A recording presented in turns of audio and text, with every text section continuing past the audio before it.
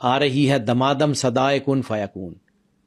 ہو سکتا ہے کہ پہلی مرتبہ آدم کی تخلیق نہ ہو سکتا ہے، میں بار بار ہو سکتا ہے کہہ رہا ہوں.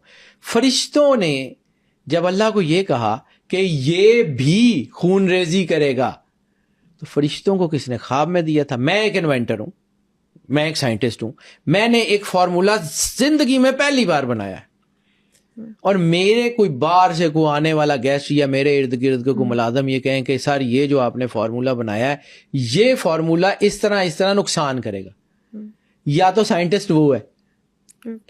اگر میں سائنٹسٹ ہوں، میں نے پہلی دفعہ بنایا ہے، تو پھر اس کو کیسے پتا لگا کہ یہ خون ریزی کرے گا؟ فرشتوں کو کس نے بتایا تھا؟ ہو سکتا ہے انہوں نے پہلے دیکھا ہو کہ پہلے کے جو ہم نے جو کریشنز ہیں آدم کی، ان میں انہوں نے کچھ اور کیا ہو. میں آدم علیہ السلام کی ایگزسٹنس کے اوپر نہیں لگا رہا ہوں، لیکن اب یہ دیکھیں کہ اگر یہ 7,500 سال ہیں تو پھر 1,24,000 نبی کا مطلب ہمیں پچھلی ساری تہذیبوں کو بھی دیکھنا پڑے گا. ہمارا آدم علیہ السلام جو اس ایریا میں جس کو ہم مانتے ہیں وہ سرندیپ میں، ٹھیک ہے. ایک آدم علیہ السلام کے بارے میں یہ بھی کہا جاتا ہے کہ وہ ساؤتھ ڈکوٹا میں آئے. اب ساؤتھ ڈکوٹا کہاں، سرندیپ کہاں؟ ان کے جو لوگ ہیں وہ بھی ریسرچ کی بنیاد پہ یہ کہتے ہیں کہ ہمارا آدم وہاں آیا تھا. ان کے جو لوگ ہیں وہ کہتے ہیں کہ ہمارا آدم سرندیپ میں آیا تھا. ہو سکتا ہے. پھر ایک روایت ملتی ہے، حضرت غوث اعظم شاہ جیلانی کی کتاب ہے فیوز یزدانی، اس میں آپ نے خطبہ دیتے دیتے ایک ذکر کیا تھا کہ میرے پاس ایک شخص آیا جو چھٹے آدم کی اولاد.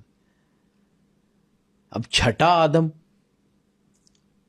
میں آج تک اس کی تفسیر نہیں پڑھی، لیکن وہ جملہ بالکل ہے، میں اس کو سمجھنے کی کوشش کر رہا ہوں. مجھے نہیں پتا کہ اس کا ایگزیکٹ مطلب کیا ہے. چھٹا آدم. پھر ایک جگہ ایک ذکر ملتا ہے کہ 14واں اور آخری آدم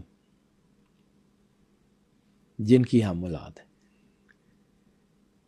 ٹھیک ہے، ہو سکتا ہے. میں ساری باتیں جتنی کر رہا ہوں میں مفروضوں کی بنیاد پہ کر رہا ہوں، لیکن اس کو ڈینائی نہیں کیا جا سکتا. اس کے اوپر ڈیبیٹ ہے، یس نو دونوں ہو سکتے ہیں، لیکن موسٹ لائکلی یس لگتا